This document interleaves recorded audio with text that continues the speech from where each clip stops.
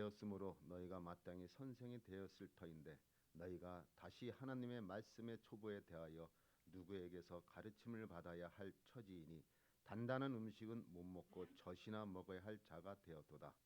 이는 젖을 먹는 자마다 어린아이니 이의 말씀을 경험하지 못한 자요 단단한 음식은 장성한 자의 것이니 그들은 지각을 사용함으로 연단을 받아 선악을 분별하는 자들이니라.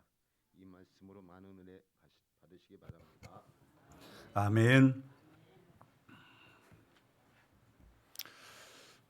반갑습니다. 오늘 제 헤어스타일이 어떻습니까? 제대로 비치도 못하고 뭔가 제가 느낌으로는 좀 뭔가 붕 뜬 것 같은 느낌인데 제 머리 스타일을 보지 마시고 하나님께서 제 입술을 통해서 주시는 말씀의 귀를 기울이시기 바랍니다. 얼마 전 봉화군 기독교 연합회 주관으로 예향 음악회가 있었습니다. 근데 음악회가 시작한 지 약 20분 첫 번째 노래를 부르신 분이 강찬이라는 목사님께서 이렇게 찬양가 또 이렇게 노래를 불렀는데요. 그 찬양이 끝나자마자 군수님은 슬며시 나가시더라고요. 그래서 사실 한 20분도 앉아 있지 않을 군수님은 먼저 소개를 시켜주시더라고요. 그리고 또 군 의장도 소개를 시켜주시고. 근데 저는 오늘 아침에 글을 적으면서 생각을 해보았습니다. 그 자리에 나온 예수 믿지 않는 분이 있는지 없는지는 물어보지 않더군요. 오늘 군수보다 더 귀한, 천하보다 귀한 한 영혼이 주님 앞에 나왔습니다. 오늘 이 자리에 오신 모든 분들을 주의 이름으로 환영합니다. 특별히 오늘 저 도심에서 이렇게 오늘 이 자리에 오신 우리 뭐라고 불러야 될까? 이름을 제가 모르는데 환영합니다. 네, 우리 장유한 목사님 앞집에 기가하고 있는 우리 청년이라고 해야 될까요? 반갑습니다. 주님의 이름으로 환영합니다. 우리 교회에서 이렇게 한번 쳐다보세요. 우리 교회에서 이렇게 공식적으로 막 박수치고 이러는 것은 제가 교회 나가려면 제일 부담스러운 게 막 박수치고 이러면 엄청 부담스럽단 말이에요. 그래서 저분은 은근히 즐기시는 것 같아. 근데 며칠 전에 그 집 앞마당에서 저도 부산 영도에 오래 살았다니까 자기가 먼저 손을 내밀고 반갑다고 그러시는 거예요. 아, 성격이 되게 좋으신 분이에요. 어쨌든 오늘 이 자리에 나오기까지는 제가 생각해 볼 때에 아마 어릴 적에 교회를 다녔던 것 같아요. 그런데 중간에 방황했다가 교회하고는 인연을 끊고 살다가 이렇게 또 앞집에 하필 이사를 오시는 분이 또 목사님 가정이야. 하나님의 인도하심은 우리가 알 수 없는 계획이 있는 줄 믿습니다. 그래서 하나님께서 이 모양 저 모양으로 불러주신 부름의 은혜가 얼마나 감사한지 모르겠습니다. 여러분, 오늘 이 자리에 여러분이 앉아 계신 게 우연이 아닙니다. 하나님께서 예비해 놓으신, 창세전에 예비하신 하나님의 은혜인 줄로 믿습니다. 특별히 이 자리에 오늘 또 감사한 일은 우리 3대가 같이 한 자리에서 예배를 드립니다. 아, 이게 웃을 일이 아니죠. 부러워해야 될 일 아닙니까? 상훈 씨와 또 우리 목사님, 아버지 목사님과 그리고 또 손주 규빈이 주님의 이름으로 환영합니다. 우리 박수. 여러분, 3대가 예배를 드리는 거 이거 쉽지 않습니다. 하나님의 은혜, 모든 것이 은혜, 은혜, 좀 따라 부르려 제가 좀 별벌주마시. 모든 것이 은혜인 줄로 믿습니다. 하나님의 은혜. 정확히는 5월 25일입니다. 거의 알 10개를 부화기에 넣었습니다. 1년에 몇 개 낳지 않는 알을 대략 3개월 낳을까 말까 하는 거의 알을, 그것도요 하루 걸러 한 알, 잘라야 하루 걸러 한 알씩 낳는 그런 거의 알인데 안 먹고 모아서 부화시켜 그렇게 어떤 지인이 부탁을 해서 이렇게 저는 거의 알을 그분께 드리려고 했는데 그분이 부화기를 제게 가져온 거예요. 부화를 시켜달라는 거예요. 제가 무슨 부화 전문가도 아닌데 어쨌든 오늘이 한 달째 만 5월 25일 넣고 오늘 6월 25일이면 오늘이 한 달째 이렇게 된 날인데 거의 알은 미동도 하지 않습니다. 지금쯤이면 파각을 하고 깨어 나와야 정상인데 전혀 미동하지 않고 아무리 생각해도 전부 죽은 알이 되고 만 것 같습니다. 가만히 있으세요. 아니 참 저렇게 그 압수가면 어떡합니까? 벌써 이 남의 산통 다 깨고 그러면 안 되는 거예요. 이따가 다 할 이야기를 먼저 다 해버리면 와서 설교하세요 오늘. 분명히 모두가 유정란인 것은 맞는 것 같은데 착상은 되었지만 환경의 문제로 하나도 새 생명으로 태어나지 않을 것 같은 생각이 듭니다. 부화기에서 알이 부화되는 데는 온도와 습도 그리고 또 전란이라 해가지고 알을 정기적으로 계속 굴려줘야 알이 부화가 되는 겁니다. 근데 이 모든 공정 하나하나가 충족이 되었을 때 부화에 성공을 하는 건데 이 부화기를 설계한 사람이요 부화기가 그렇게 작동되도록 온도와 습도 설정 그리고 전란을 알을 몇 시간에 한 번씩 굴러갈 수 있도록 그렇게 설정을 했는데 그런 기능이 있는데 단양에 계신 그 집사님께서 거위를 부화시키고 싶다 하셔서 알을 드리려고 했는데 아이고 부화기 2대를 가져와 가지고 뭔 얼마나 부화를 하시려고 그래서 안 묻고 모아놓은 구리 알 같은 거위 알을 부화를 시켰는데 이게 사실은 제가 검색도 해보지 않고 그냥 넣어놓고 물만 넣고 돌렸던 거예요. 근데 아무리도 기계가 절단이 안 되는 거예요. 전화를 했습니다. 사장님, 이 부화기가 절단이 안 됩니다. 그러면 모터와 연결된 볼트를 풀고 하루에 한 3번만 들었다 놨다 해주세요. 그러면 됩니다는 거예요. 아유 뭐야 내가 지금 이 바빠 안 그래도 바쁜데 거의 알 가지고 또 씨름을 해야 되나 이 생각을 하니까 이 한 달을 어떻게 해야 되지? 닭은 산란 부화되는 시간이 짧은데 거의 알은 한 달 돼야 부화가 되는 거예요.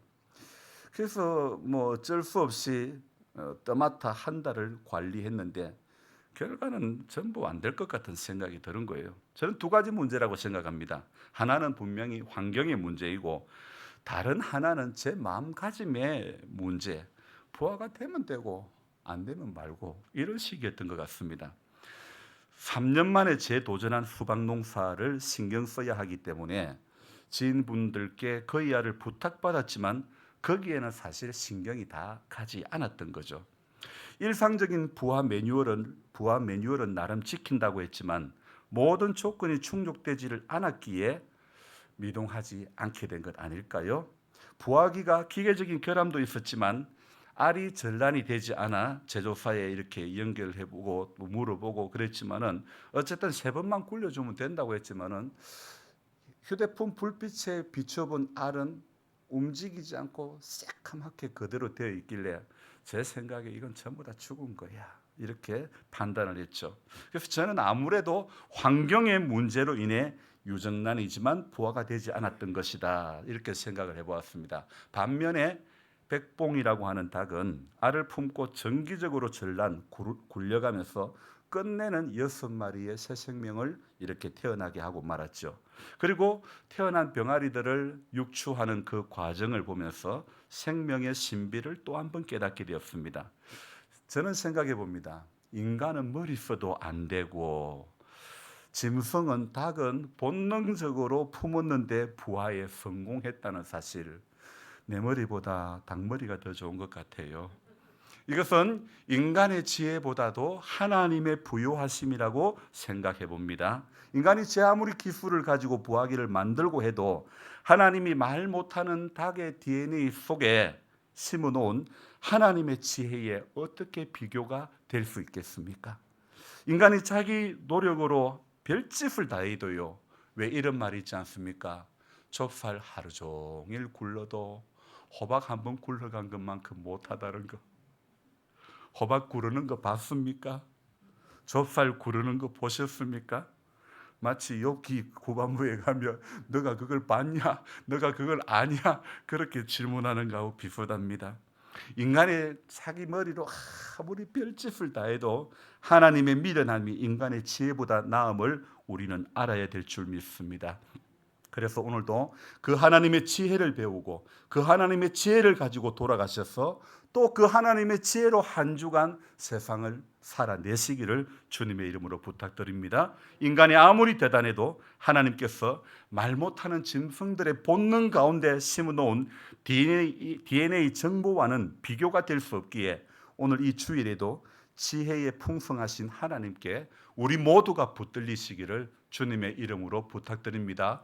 눈을 들어 주를 보라. 무슨 때문에 이 말씀을 하신지 알겠죠? 눈을 들어서 주님을 보셔야 되는 줄로 믿습니다. 분명 환경은 인간이 최고의 머리를 써서 정말 부화될 수밖에 없게끔 설계를 해서 부화기를 만들었어도 자연 속에 심겨진 하나님의 DNA 정보와는 비교할 수가 없는 것입니다.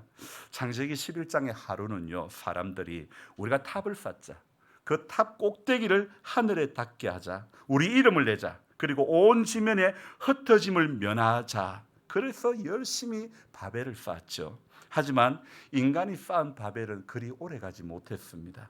창세기 11장 5절 말씀에 여호와께서 사람들이 건설하는 그 성읍과 탑을 보시고 내려오셨더라 그랬습니다. 하나님은 오늘도 우리 인간들이, 아니 내가 건설하는 나의 성읍과 나의 탑을 보고 계시는 줄로 믿습니다. 너 지금 어떤 탑을 쌓고 있니? 너 지금 어떤 성읍을 건설하고 있니? 어떤 목회를 하고 있는지, 넌 지금 어떤 신앙생활을 하고 있는지 하나님은 다 보고 계신 줄 믿습니다.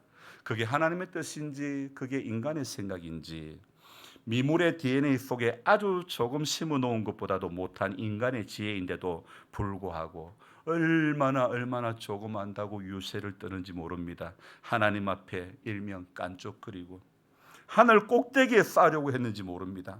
하지만 언어가 하나였기 때문에 같이 일을 시작했으나 하나님께서 언어를 혼잡케 하였더니 서로 알아듣지 못하게 되었지요.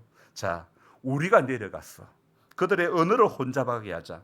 삼위로 계시는 하나님은 오늘도 일하시는 하나님인 줄로 믿습니다. 뭐 하시려고? 인간이 건설하는 성읍을 보시려고, 탑을 보시려고 내려오셨죠.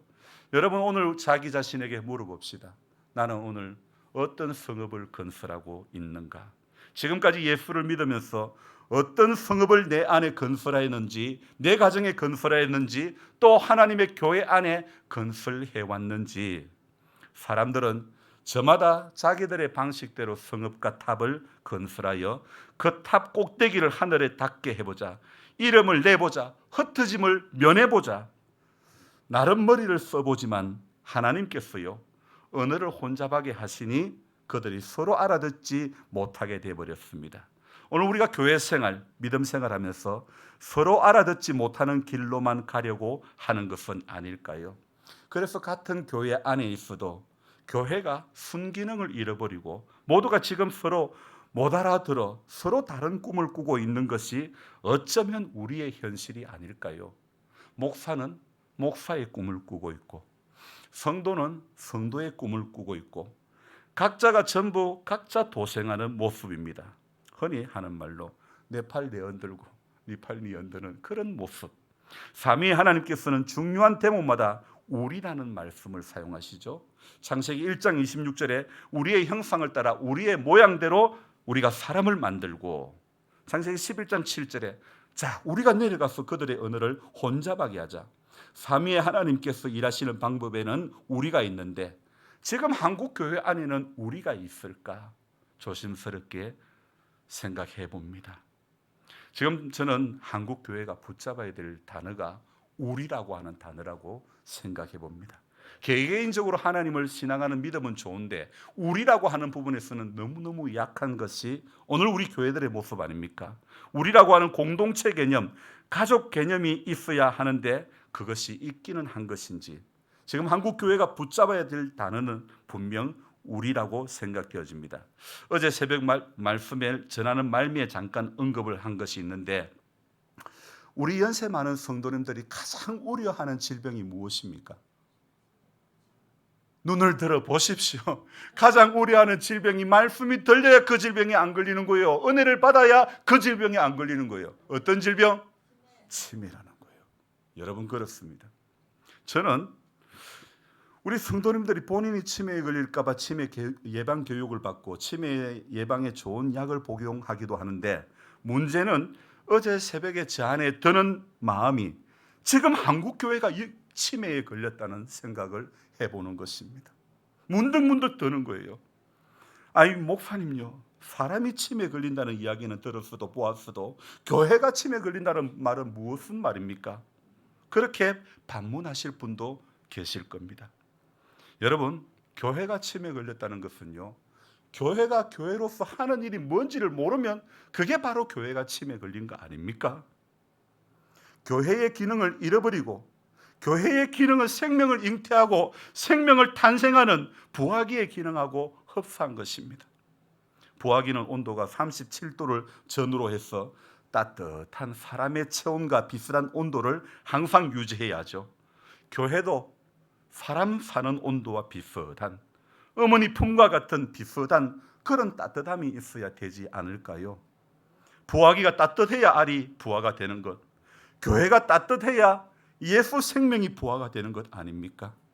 이미 우리가 예수를 믿는 그 순간에 우리는 무정란이 아닙니다.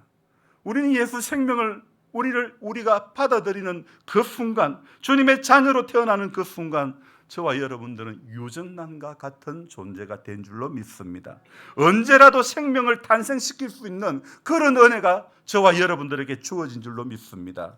그런데 여러분, 아무리 유정란이라도 따뜻함이 없으면, 품어줌이 없으면 새 생명을 결코 탄생시킬 수는 없다는 것입니다. 교회는 말이 따뜻해야 되고 교회는 가슴이 따뜻해질 수 있도록 서로가 품어줘야 될 줄로 믿습니다. 오늘 말씀 히브리서 5장 12절로 14절은 어제 새벽에 전한 6장 말씀에 연결이 되는 말씀으로서 신앙이 성장해야 되며 성숙해야 될 이유에 대해서 설명을 하고 있습니다. 여러분, 우리의 신앙이 제자리 걸음이 되면 안 됩니다. 장성한 사람이 되어야 함을 오늘 히브리서 5장 말미와 6장 서두에는 우리에게 요구하고 있습니다. 여러분, 수십 년을 신앙생활 했으면서도 마치 어린아이와 같은 신앙인이 많다는 것이 오늘날 한국 교회의 현실이 아닙니까? 교회에 오래 다녔으므로 성경적인 지식은 있지만은 그 지식을 기반으로 훈련을 받아 단단한 식물을 먹을 수 있는 단계까지 간 사람은 적다는 것입니다. 아무리 종교적인 지식이 많아도 그것이 참 신앙이 되려면 거기에 적절한 훈련 내지 연단을 거쳐야 될 줄로 믿습니다. 여러분, 초등학생이 갑자기 어느 날 저 집 아는 대학교 갔다고 그렇게 될 수 없는 겁니다. 중학교, 고등학교 과정 한 단계 한 단계를 밟고 그리고 대학에 가는 겁니다. 여러분, 신앙도 하나님의 말씀으로 연단을 받을 때에 선악을 분별할 수 있는 능력이 생기는 것이고 진리를 따라 살아갈 수 있게 될 줄로 믿습니다. 오늘 본문 12절은 어떻게 시작하고 있습니까? 시작되는 문장을 한번 읽어봅시다. 때가 오래되었으므로. 자, 이 말은, 때가 오래되었다는 말은 어떤 말입니까? 신앙생활 한 지가 오래되었다는 이 말씀 아닙니까? 자, 오늘 때가 오래된 사람은 무엇이 되어야 됩니까? 그 다음 문장, 마땅히 무엇요? 마땅히 선생이 되었을 터인데. 자, 오늘 히브리서 편지의 독자인 유대 그리스도인들은 이미 신앙의 장성한 분량이 되어 다른 사람을 가르칠 위치에 있어야 하는데 실상은 그렇지 못하다고 히브리서 기자는 지적하고 있죠. 자, 마땅히 선생이 되어야 할 터인데 어떤 단계에 있다는 겁니까? 하나님의 말씀의 초보, 누구에게 가르침을 전해줘야 될 사람이 도리어 말씀의 초보의 단계에 머물고 있다는 것. 초보 수준에 다시 초등학교 1학년에 들어가야 하는 것이라고 말씀할 정도이니 오늘 히브리서 기자가 얼마나 실망이 큰지 짐작해 볼 수 있지 않겠습니까? 그 뒤에 무엇이라고 이야기하고 있습니까? 단단한 음식은 못 먹고 젖이나 먹어야 할 자가 되었도다.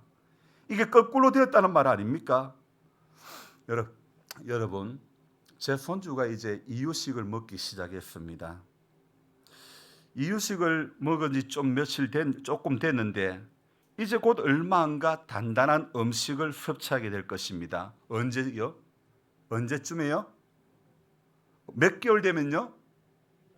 전 정확하게 그거는 모르겠습니다. 하지만 단단한 음식을 먹게 되는 때는 이가 날 때.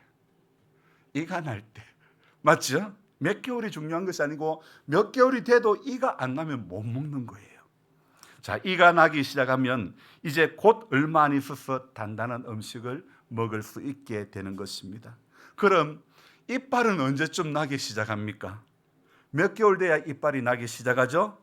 목사님요, 나 키워본 지 오래돼가지고 기억이 안 나니 더 그럴 수도 있겠습니다. 엄마의 젖만으로 영양 보충이 부족할 때 그때 이빨이 나기 시작하는 거 아닙니까? 자, 그러면 이빨이 났는데도 젖만 먹는 사람은 이게 문제인가요? 문제가 아닌가요? 왜 웃습니까? 저 지금도 어머니 젖을 드시고 계시는 분이 있는지. 예전에 참 이 우스운 이야기인데 제 막내 아버지께서는 국민학교 갔다 온 후에 할머니 품에 안기어서 할머니 젖을 먹었다는 이야기를 들었습니다. 6.25 전쟁 나고 태어난 52년생 우리 막내 아버지. 예전에 어머니들이 젖을 뗄 때는 젖을 떼긴 떼야 되는데 애가 하도 젖을 무니까 어떻게 했죠? 아까진기를 발라가지고 안아 무어봐라 뻘개가지고 겁이 나가지고. 근데 더 짓궂은 엄마는요, 거기다가 마이신을 까가지고 발라놓습니다. 세상에, 야, 알을 죽이려고 작정을 했습니까? 분명 아닙니다. 애를 살리려고 젖을 떼는 겁니다. 아이가 단단한 식물을 먹기 시작해야 되는데 엄마 젖만 먹으려고 하니 그렇게 독한 마음을 먹는 거 아닐까요? 마땅히 선생이 되고도 남았을 사람이 도리어 누구에게 가서 가르침을 받아야 할 처지가 되었다고 하니 히브리서 저자가 얼마나 기가 막힐 그런 상황이 아닙니까? 단단한 것은 하나도 못 먹고 조금만 연단이 있으면, 조금만 시련이 있으면 그만 못 살겠다고, 힘들다고, 어렵다고, 하나님 어디 있냐고 그러는 모습이 오늘 우리의 모습 아닙니까? 13절에 어떻게 이야기하고 있습니까? 젖을 먹는 자마다 어린 아이니. 왜 젖을 먹는 자마다 이런 표현을 하고 있는 걸까요? 그 이유는 의의 말씀을 경험해보지 못했기 때문이죠. 복음의 맛을 모르는 사람이라는 것입니다. 여러분, 진짜 복음은 내가 죽는 것이고, 진짜 복음은 내가 손해보는 것이고, 진짜 복음은 내가 낮아지는 거 아닙니까? 밭에 일하시는 사람에게 진짜 복음은 시원한 얼음 냉수인가요? 무엇인가요? 밭에 일하시는 분들에게 80이 넘은 80세 할머니들이 세 분이 계십니다. 그분들에게 진짜 복음은 무엇입니까? 일본 말일까요? 빨리 심어야 하는 게 진짜 복음 아닙니까? 빨리 끝내주는 게 진짜 복음 아닙니까? 시원한 얼음물도 복음이 될 수 있지만 빨리 끝내주는 게 복음이라고 생각되어집니다. 일을 시키는 주인에게 복음은 무엇일까요? 적은 인원으로 일을 시켜 빡세게 해서 그날 안에 다 끝내는 게 일을 시키는 입장에서는 복음이 아닐까요? 여러분, 세상 살아가는 사람들에게 있어서 복음은 다 다릅니다. 누구에게는 빨리 끝내는 것이 복음이 될 수 있지만 누구에게는 끝까지 적은 인원으로, 적은 비용으로 고효율을 내는 것이 복음이 될 수가 있겠죠. 어떤 사람에게는 건강이 복음인 분도 있고, 어떤 사람에게는 돈이 복음인 분도 있고, 어떤 사람에게는 명예가 복음인 분들도 있습니다. 각자가 생각하는 복음은 다 다르지만 우리 모두에게 필요한 복음은 오직 예수 그리스도인 줄 믿습니다. 어린아이에게도 예수님이 필요하고 나이 드신 분들에게도 오늘 모든 사람에게 예수 그리스도가 필요한 줄로 믿습니다. 젖먹이는 단단한 식물의 맛을 모르는 것입니다. 마찬가지로 의의 말씀을 경험하지 못한 사람은, 심오한 진리를 경험하지 못한 사람은 영적인 진리를 모르니 자기 삶에 이 도리를 적용할 줄 모르는 것입니다. 그러니 며칠 전에 이하 씨가 저랑 비 맞으면서 일할 때에 그때 저보고 한 말이, 여러분 들으신 분들은 또 있겠지만은 이하 씨가 그럽니다. 목사님, 일을 자주 해야 늡니다. 그런데 내가 2시에 일어났는데 어떻게 자주 하노? 그게 힘들다. 내가 이것만 하는 것도 아니고 목회도 해야 되는데 그게 힘들다 했더만은, 그거 하면 뭐하냐고, 들을 때 그때뿐인데 그러는 거예요. 이하 씨는 교회 와서 들어봤냐고. 들어보나 마나 똑같다고. 세상에, 수요일날 찬송을 하면서 그 이야기하니까 전부 저마다 끄떡끄떡하고 있는 거예요. 그 말은 무엇입니까? 나도 들으나 마나 똑같아. 그 이야기를 인정하는 거 아닙니까? 세상에, 여러분 들으나 마나 똑같은데 뭐 하려고 듣습니까? 안 믿는 사람이 이야기한 게 우리 현실이고 우리 지금 영적인 상태 아닙니까? 나는요, 안 믿는 사람과 일하면서 설교를 준비를 거기서 다 합니다. 집사람은 저보고 그럽니다. 당신 여기 목회하려고 왔나? 농사 지으려고 왔나? 그만두라! 그만두라 하는 거예요. 그러지 마라! 나는 밭에서 설교 준비한다. 세상에, 저는 안 믿는 사람과 대화하는 가운데 하나님이 저에게 주시는 마음들이 너무너무 많아요. 분당 우리 교회 이찬수 목사님께서 얼마 전부터 택시 운전을 시작했습니다. 교인 숫자가 적어서 택시 운전을 했을까요? 교회에서 받는 사례비가 적어서 택시 운전을 하였을까요? 그분은 자기는 자라면서 안 믿는 사람하고 만날 시간이 없었다고 합니다. 그래서 일부러 안 믿는 사람하고 만나기 위해서 택시 운전을 월요일마다 합니다. 그러면서 그는 이야기합니다.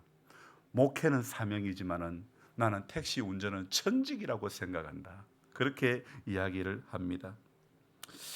저도 인용을 해봅니다. 목회는 사명이지만은 농사는 천직이라고. 전도사님이 머리를 이래 흔듭니다.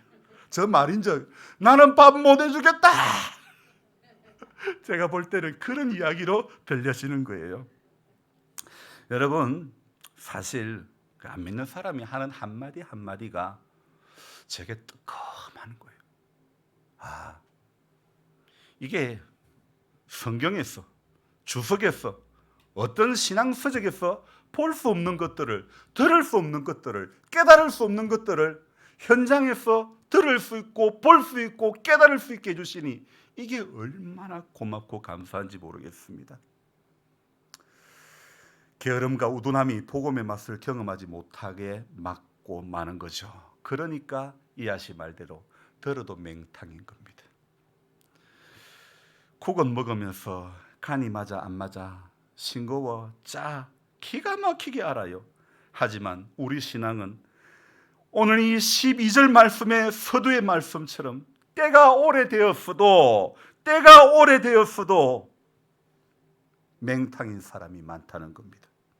갓난아이에게 단단한 음식을 주면 먹을까요? 안 먹을까요? 갓난아이에게 먹을까요? 안 먹을까요? 고맙다고 꿀꺽 삼킬까요? 뱉어낼까요? 어제 그래 잘합니까? 우리 집 강아지들도 어쩌다 약 한번 먹여보려고 하면 이 강아지들이 약을 뱉어내는 거예요. 갓난아이는 이가 없으니, 씹을 수가 없으니 뱉어내는 겁니다. 우리는 마땅히 이가 생겨날 나이가 훨씬 지났고 이가 이 땅에 나온 지 100년이 넘으신 분도 있는데 매일 단단한 음식을 싫어하고 어린아이와 같이 엉성만 부리고 있다면 이거 되겠습니까? 교회를 나오기는 해도 일주일에 한 번 교회당에 다녀오는 것으로 끝이 나버리고 마는 신앙, 이렇게 해서 어찌 성령의 역사를 기대하고 변화를 바라볼 수 있을까요? 예배당은 수십 년 드나들었어도 젖먹이일 수 있나요, 없나요? 예, 충분히 젖먹이일 수 있습니다. 아이들이 안 크다가도 갑자기 쑥 하고 크는 것 보지 않았습니까? 엊그제 수박 새순 잡을 때가 며칠 안 된 것 같은데 어제 수박을 돌렸습니다. 벌써 새순 잡은 지가 며칠 안 된 것 같은데 수박 끝까지 자라서 돌린 거예요. 그런데 그 중에는 아직 많이 자라지 못해서 미처 돌리지 못한 그런 수박도 있습니다. 김병월 할머니 밭에 그 산에 가까운 그 밤나무 옆에 있는 수박들은요, 덜 자라서 아직 돌리기에는 한참 이릅니다. 그런데요, 문제는 해가 잘 드는 교회 밭에서도 덜 자라는 수박들이 있습니다. 제가 약을 치면서 이야기합니다. 야야, 너는 왜 덜 자랐냐? 남들은 돌리는데 너는 왜 아직도 그 모양이냐? 너는 왜 늦냐? 쳐다보는 주인의 마음은 안타까운 거예요. 여러분, 열 손가락 깨물면 다 아프듯이 10자식 중 하나도 덜 소중한 자식이 없듯이 밭에 심겨진 수박 하나하나가 다른 사람에게는 어떨는지 몰라도 주인에게는 귀한 거예요. 여러분, 다른 사람에게는 어떨지 몰라도 주인이신 하나님에게는 여러분 한 사람 한 사람이 너무너무 귀한 줄로 믿습니다. 전부 상품 수박을 달려고 이렇게 기대하는 거예요. 하나님께서도 우리에게 멋진 수박을 기대하는 거예요. 그게 무엇입니까? 하늘나라 상급을 기대하는 겁니다. 전부 자라가야 하는 것입니다. 믿음의 장성한 사람이 되어야 하는 것입니다. 그리스도의 도의 초보를 버려야 하는 것입니다. 전부 단단한 것도 먹을 줄 아는 그런 신앙인이 되어야 되지 않겠습니까? 오냐 오냐 하며 키운 자식이 버릇이 없이 크는 것 아닙니까? 더 크로스 처치라고 제 아들놈이 다니는 교회가 있는데 거기에 담임 목사인 박오종 목사가 어릴 적 시장에 갔는데 엄마가 닭튀기로 가자 그랬는데 그 당시에 페리카나 치킨이 막 이제 나오기 시작할 때에 그 당시 보통의 일반적인 닭튀기로 간다 그러면 시골에서 잡아가지고 이제 목을 따고 껍질을 벗겨가지고 이제 놓은 그런 거에 이제 그걸 튀겨가지고 집에 가져와서 일명 그냥 옛날 통닭 그게 닭튀기는 거였죠. 그런데 이 목사님이 어릴 적에 이 막내로 자랐단 말이에요. 보더만은 이 호기심이 생기는 거예요. 저 닭이 어떻게 털이 벗겨져 가지고 튀겨지는 게 그 과정을 보고 싶은 거예요. 그래가지고 닭장 앞에 가가지고 이거요, 아저씨 이거 잡아서 저렇게 튀겨주세요. 실컷 다 준비해 놓은 거 말고 이거 잡아가지고 저렇게 튀겨주세요. 그런 거예요. 사장님이, 닭집 사장님이 별 빈친놈 다 보겠네. 안 팔아 자식아 가. 그런 거예요. 엄마가 우리 애가 원래 좀 그래요. 내두고 가버린 거예요. 애가 이 막내로 자라다 보니까 안 되면 덜 눕는 거예요. 그래서 길바닥에 닭장 앞에서 덜 눕어버린 거예요. 30분을 덜 눕어 있는데 속에 걱정이 되더랍니다. 엄마가 안 오면 어쩌나. 그 순간 온갖 부끄럽고 속된 말로 쪽팔리기도 하고 그랬는데 진짜 엄마가 안 오면 어떡하나 그런 생각했는데 한 30분이 지나고 엄마가 찾아옵니다. 사장님 세배 줄게요. 튀겨주세요. 그래가지고 닭을 튀겨가지고 왔다는 거. 막내는 안 되면 덜 눕으면 전부 해결이 다 되니까 가면 덜 눕는 게 일이었다는 겁니다. 여러분, 이 이야기가 제가 왜 이 이야기를 인용을 하는가? 우리가 안 되면 덜 눕으려고 하는 그런 막내 기질이 있는 자라지 못한 단단한 음식을 먹지 못하는 어린아이와 같은 모습은 아닙니까? 안 되면 시당 바닥에 뒹구는 모습, 안 되면 기도 안 하고 예배 안 드리고 떼쓰는 모습, 이거 다 어린아이의 모습 아닙니까? 언젠데요 지금? 때가 오래되었는데 자기 마음대로 안 되면 죽음도 불수하는 것이 아니라 교회도 불수하는 거예요. 이게 우리 신앙의 현주소 아닙니까? 내 뜻대로 되는 게 신앙 아닙니다. 하나님 아버지 뜻대로 되는 것이 우리 신앙의 표본 아닙니까? 우리 신앙이 전부 저는 오늘 말씀의 제목과 같이 미용실에 가는 아가씨와 같다는 생각을 해봅니다. 앞머리는 어떻게 해주시고요? 옆머리는 어떻게 해주세요? 귀가 어떻게 되고요? 뒷머리는 어떻게 해주시고요? 전부 요구사항이 얼마나 많은지 모릅니다. 미용실 벽에 하부에 걸려있는 모델의 머리를 보고 제 머리도 저렇게 해주세요, 막 이렇게 해주세요 그럽니다. 잡지 속에 비치된 모델의 머리 사진을 보고 이렇게 해주세요 그럽니다. 여러분, 꿈은 김태희인데 현실은 나는 자연인입니다. 여러분의 꿈을 꺾으려고 하는 이야기가 아닙니다. 우리의 현실을 직시할 줄 아는 그런 게 참된 신앙이라고 생각합니다. 교회는 여러모로 미용실과 흡사한 것 같습니다. 미용실이 얼마나 말이 빠른지 모릅니다. 맞아요, 안 맞아요? 그 점에 교회랑 참 비슷합니다. 미용실은 이것저것 요구사항이 얼마나 많은 곳인지요. 교회도 이거 해주세요 저거 해주세요 요구사항이 얼마나 많은지 모릅니다. 목사님 신방 오세요, 목사님 신방 갑시다, 목사님 예배시간 좀 늦춰주세요 그러고는 자기는 안 오고, 예배시간 좀 더 일찍 해요 하고는 자기는 늦게 오고, 예배당 올 때 단정하게 입고 와야 된다는 거 알면서 영적으로는 하나도 단정하지 못하고, 분명히 알아야 할 것은 교회는 요구사항이 많은 곳이 되어야 할 곳이 아닙니다. 교회는 하나님의 요구사항을 내가 들어주는 곳이 교회라는 사실을 알아야 되는 것입니다. 오늘은 6.25 마치 그날과 같은 주일입니다. 예배당에 가려고 꿈을 꾸던 그날 새벽에 북한은 이 땅을 침략해왔죠. 오늘 예배드리는 이날에도 마귀는 어김없이 저와 여러분들을 침공해 오는 것입니다. 이것저것 요구사항 많이 요구하라고 말합니다. 그러나 우리가 꼭 알아야 할 것은 요구사항이 아니라 주 내게 부탁하시니 천사도 흠모하는 그 일을, 저와 여러분들이 하나님이 요청하신 그 일을 내가 발견하고 내가 순종해야 되고 내가 존귀하신 그분 앞에 엎드리는 곳이 바로 교회라는 사실을 알아야 되는 것입니다. 여러분, 이 땅의 전쟁의 아픔을 기억하지 못한다면 다시 전쟁의 뼈아픔을, 그 시간들을 경험하게 되는 것 아닙니까? 마귀의 간사한 괴계를 분별하지 못하면 오늘도 당하고 마는 것입니다. 그래서 오늘 결론으로 우리는 오늘도 단단한 음식을 먹는 사람이 되어야 됩니다. 14절 말씀을 같이 읽습니다. 단단한 음식은 장성한 자의 것이니 그들은 지각을 사용함으로 연단을 받아 선악을 분별하는 자들이니라.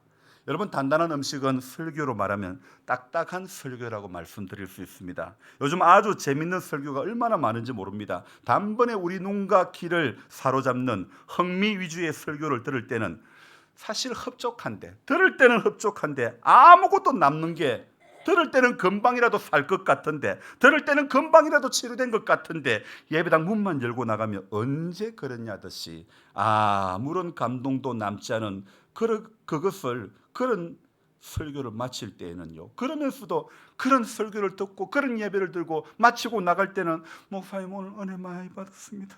그리고 그게 우리 신앙의 현주소 아닙니까?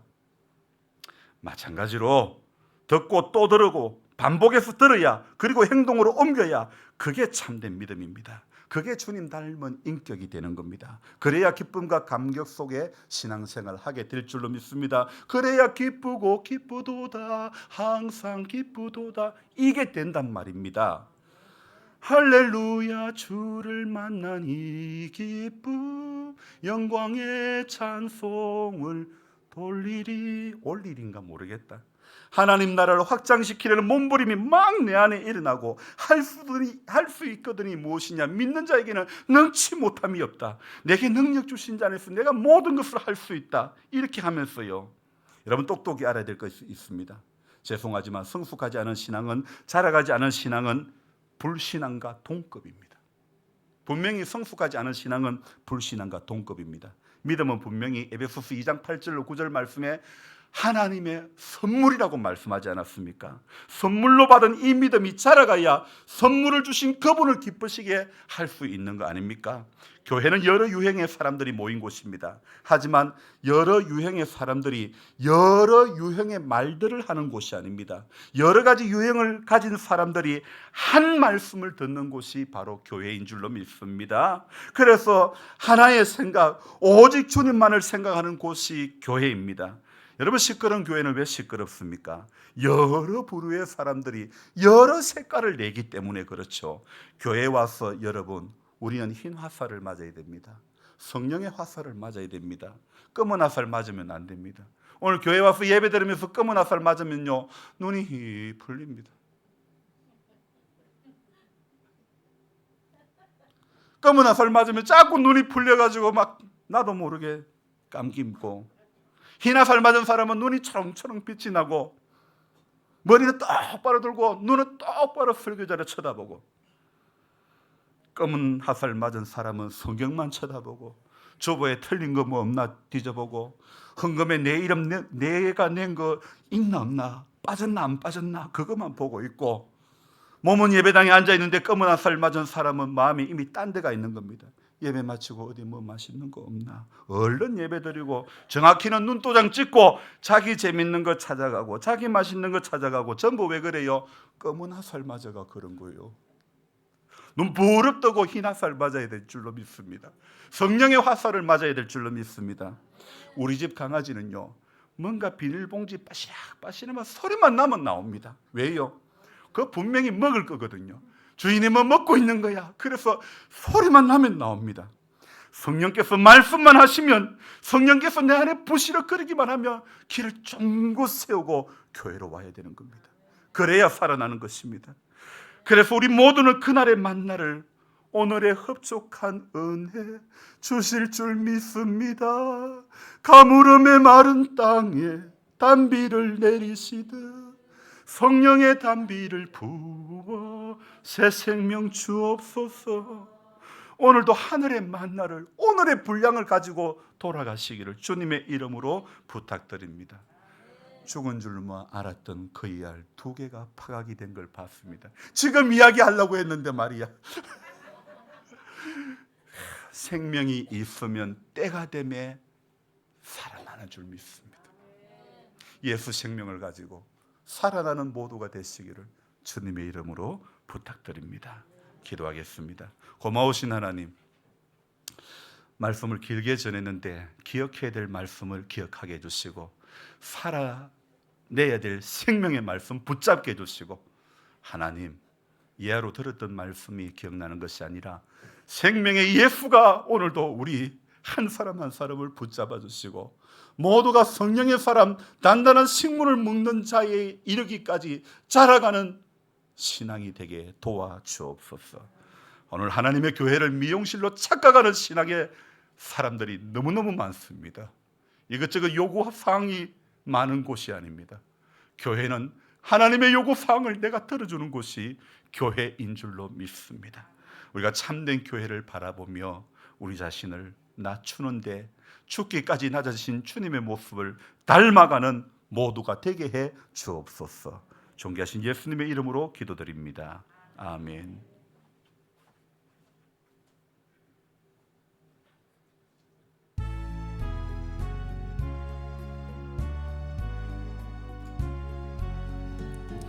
너 하나님께 이끌리어 일평생 주만 바라며, 너 어려울 때 힘 주시고 언제나 지켜주시리. 주 크신 사랑 믿는 자 그 반석 위에 서리라.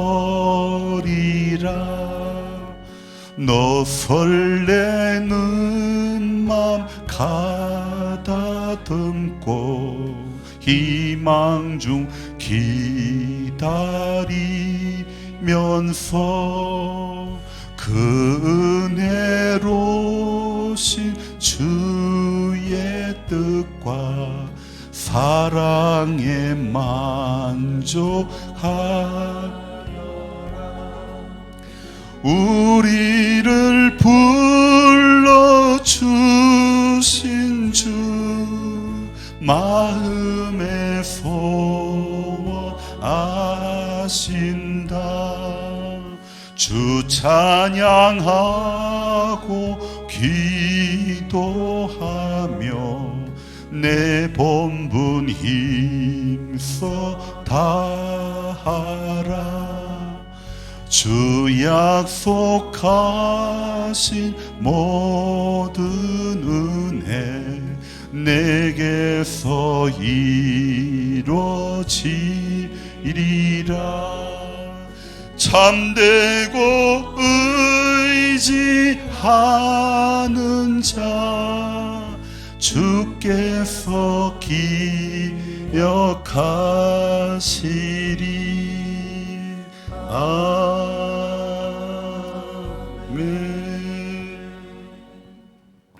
하나님, 여기에 우리의 정성을 올려드립니다. 하나님, 받으시옵소서.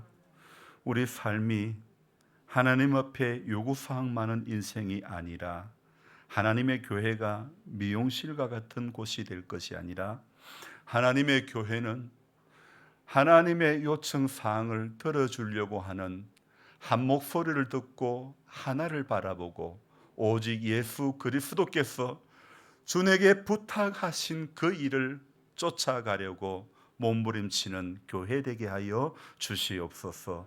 그러할 때 우리의 삶의 자리가 어렵고 힘들지라도 주님, 오래 약을 복용해도 낫지 않음의 연속 가운데 있다고 할지라도 주님, 주 찬양하고 기도하며 내 본분 힘써 다할 수 있는 모두 되게 해 주시옵소서. 한 주간 또 이 예배를 드리며 아멘하며 세상에 나아갑니다. 지는 자, 지는 신앙, 단단한 식물은 1도 못 먹는 어린 나이의 신앙 되지 않게 해 주시옵소서. 주님, 한 주간 결단하며 세상의 자리에서 모두가 믿음의 장성한 분량에 이르기까지 자라가는 성숙한 신앙의 사람들 다 되게 도와주시옵소서. 하나님, 세상 가운데서 빛이라고 소금이라고 말씀하셨사오매 꼭 그리 살 수 있도록 은혜를 내려주시고 주님, 3대가 예배드리는 귀한 가정을 축복해 주시고 믿음의 명문 가정 되게 해 주시옵소서. 주님, 신앙을 찾아 다시 주님 앞에 나오기를 원하는 우리 청년 기억해 주시고 하나님, 위에서부터 부으시는 은혜가 그의 미래를 열어주시기를 원하옵고 이제는 우리 구주 예수 그리스도의 은혜와 하나님 아버지의 무한하신 사랑과 성령님의 감화감동 교통 충만케 하심이 주님께서 주시는 그 말씀에 순종하며 결단하며 몸부림치기를 다시 한번 다짐하며 돌아가는 우리 모든 성도님들 머리 위에 이제로부터 영원토록 함께 하시기를 간절히 축원하옵나이다. 아멘.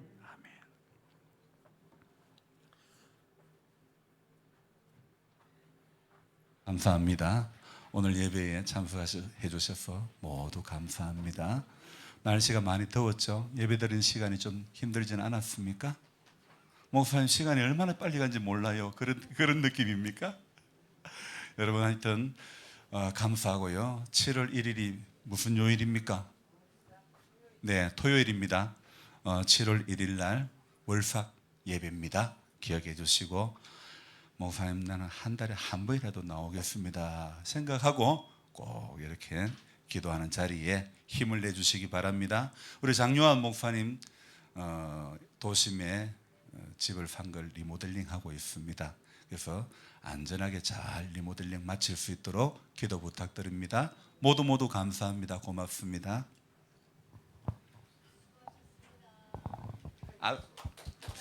감사의 박수. 할머니 반갑습니다.